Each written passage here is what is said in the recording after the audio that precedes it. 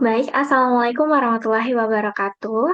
Jadi kami dari kelompok 2 akan membahas tentang penyakit tidak menular yaitu aneurisma. Sebelumnya kami berterima kasih kepada dosen pengampu Bapak Muhammad Amri Afandi, SKM Angkatan.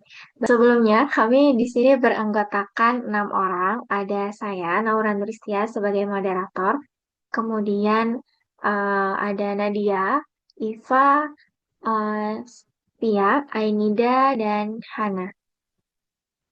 Nah, jadi di kami di sini ada 6 jurnal, tentunya tentang aneurisma. Di sini ada bermacam-macam aneurisma.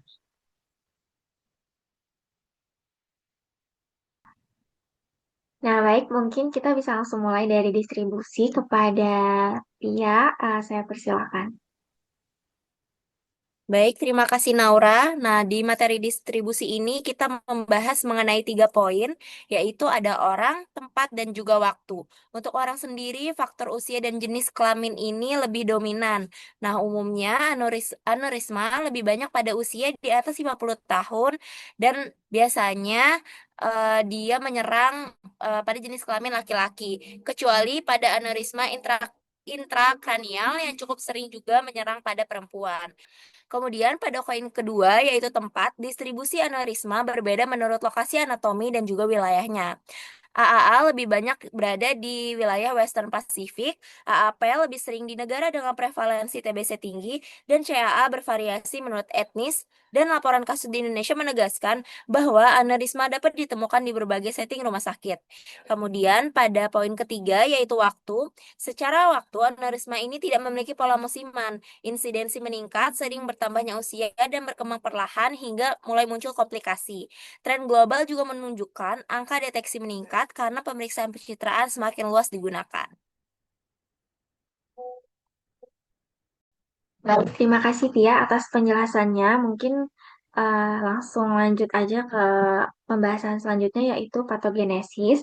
Ini akan dijelaskan oleh saya sendiri. Jadi untuk patogenesis dari aneurisma ini bermula dari faktor pemicunya karena aneurisma itu nggak tiba-tiba muncul. Contoh pemicunya itu bisa hipertensi. Hipertensi ini kan bikin tekanan di dinding pembuluh meningkat. Kemudian ada aterosklerosis, jadi itu berupa plak yang bikin aliran darah itu nggak lancar atau kita bisa sebutnya turbulen. Kemudian bisa juga karena infeksi kronis seperti TBC, jamur, atau bakteri.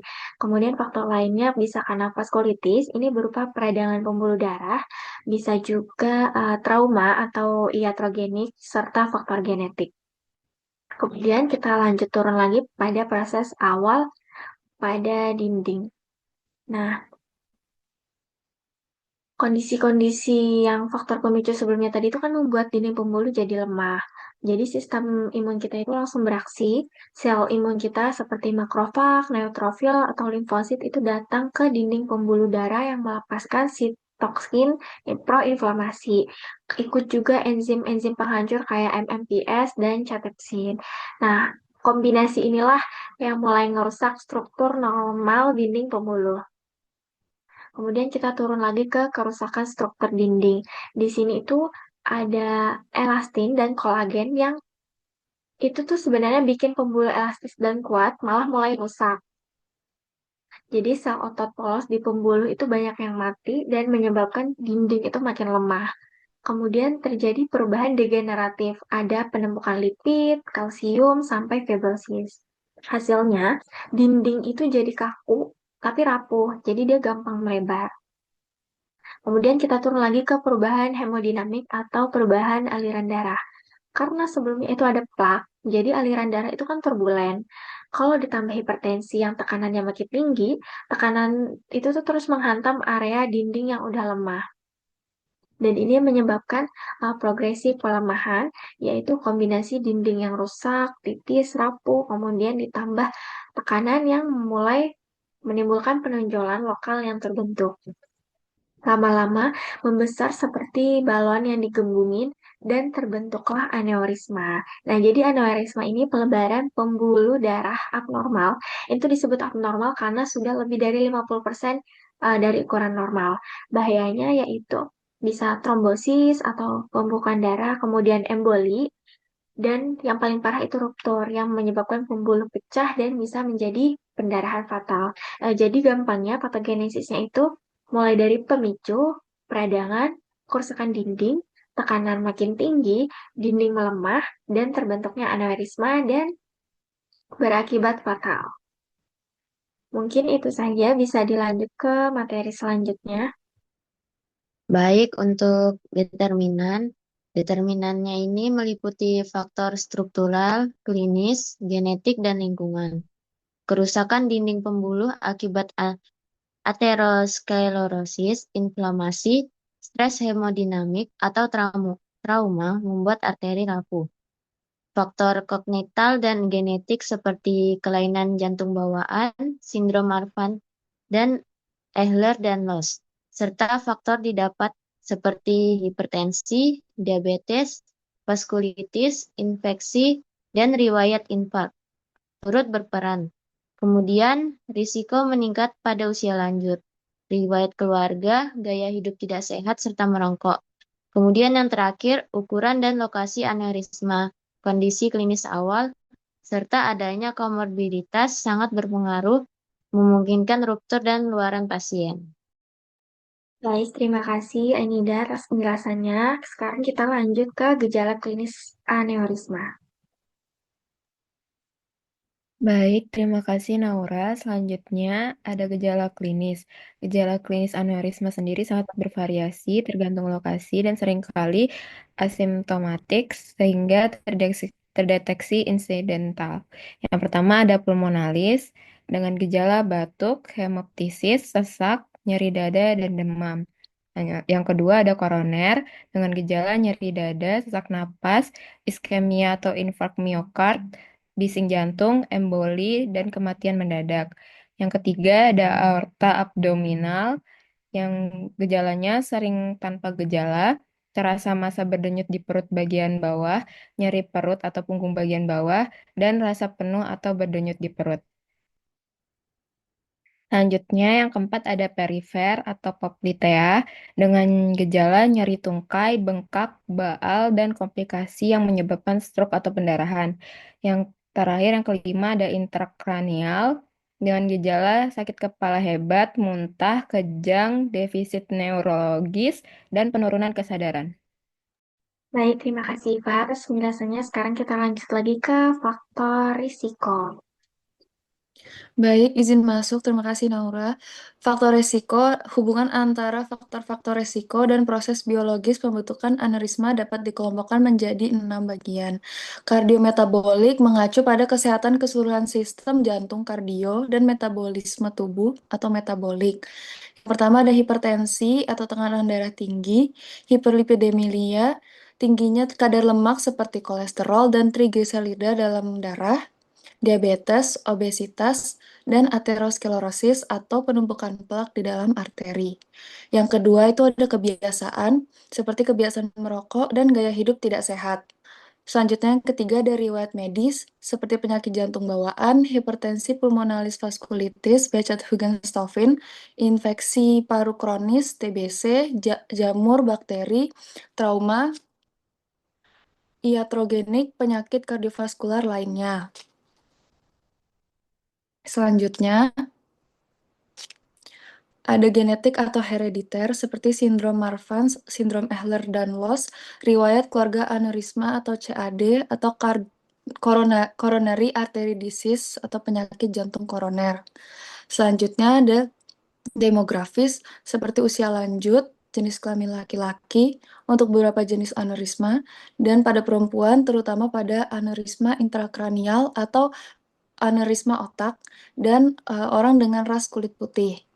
Dan yang terakhir ada karakteristik aneurisma, ukuran besar, lokasi di arteri tertentu, komunikasi arterier atau posterior, dan jumlah aneurisma lebih dari satu.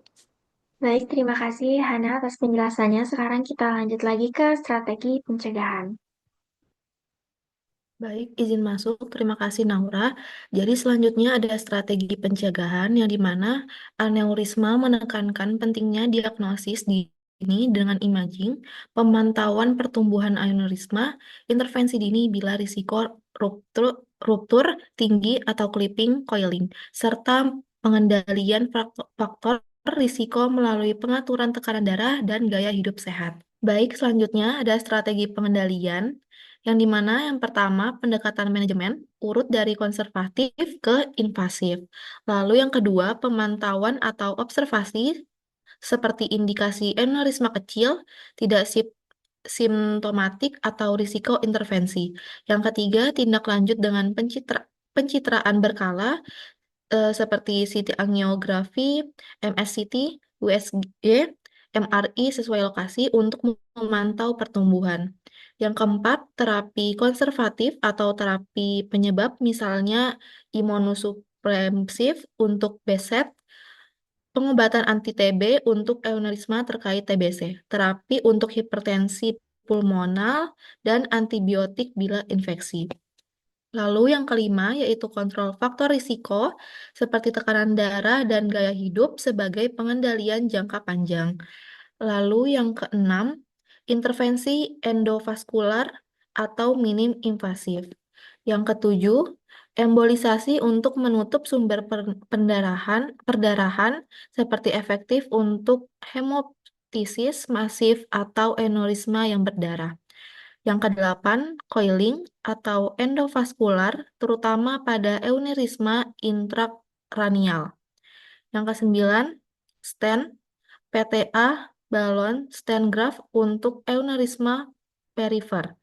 Yang kesepuluh, operasi terbuka atau bedah untuk indikasi aneurisma besar, progresif, gejala signifikan, atau risiko ruptur tinggi yang tidak dapat ditangani endovaskular.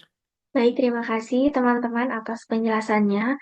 Mungkin sekarang kita bisa masuk dulu ke kesimpulan ya.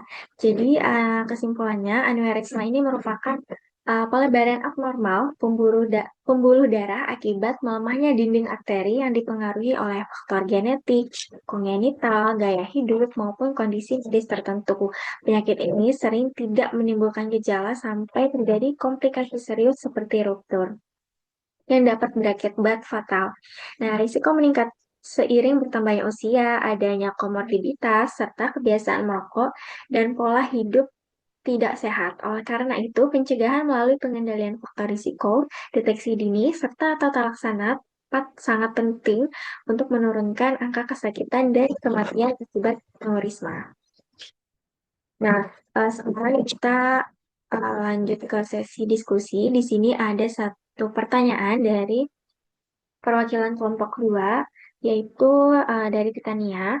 Untuk pertanyaannya, apakah ada perbedaan angka kejadian aneurisma antara negara maju dan berkembang, dan bagaimana relevansinya dengan kondisi di Indonesia, khususnya dalam ketersediaan data kasus serta pelayanan kesehatan masyarakat? Serta menurut kalian, upaya pencegahan seperti apa yang paling efektif untuk diterapkan? Mungkin dari teman-teman ada yang bisa menjawab? Oke, baik, izin jawab. Di negara maju, data menunjukkan tren penurunan aneurisma karena sistem screening dan pelayanan kesehatan yang lebih baik. Sementara di negara berkembang, termasuk di Indonesia, data masih terbatas dan cenderung underestimate. Dengan laporan rumah sakit menunjukkan angka kematian akibat ruptur aneurisma yang tinggi, keterbatasan akses CT scan, angiografi, dan tindakan bedah membuat banyak kasus terlambat ditangani. Karena itu, upaya pencegahan paling efektif di Indonesia adalah pengendalian hipertensi dan berhenti merokok, ditambah screening terarah pada pria usia 65-75 tahun, perokok sebagaimana rekomendasi internasional, serta penguatan sistem pencatatan kasus dan rujukan ke rumah sakit rujukan. Baik, terima kasih Hana atas jawabannya. Mungkin cukup sekian pemaparan materi dari kami. Saya Naura sebagai moderator mewakili teman-teman mengucapkan permohonan maaf apabila ada kesalahan kata maupun perbuatan yang tidak disengaja. Akhir kata, wassalamualaikum warahmatullahi wabarakatuh.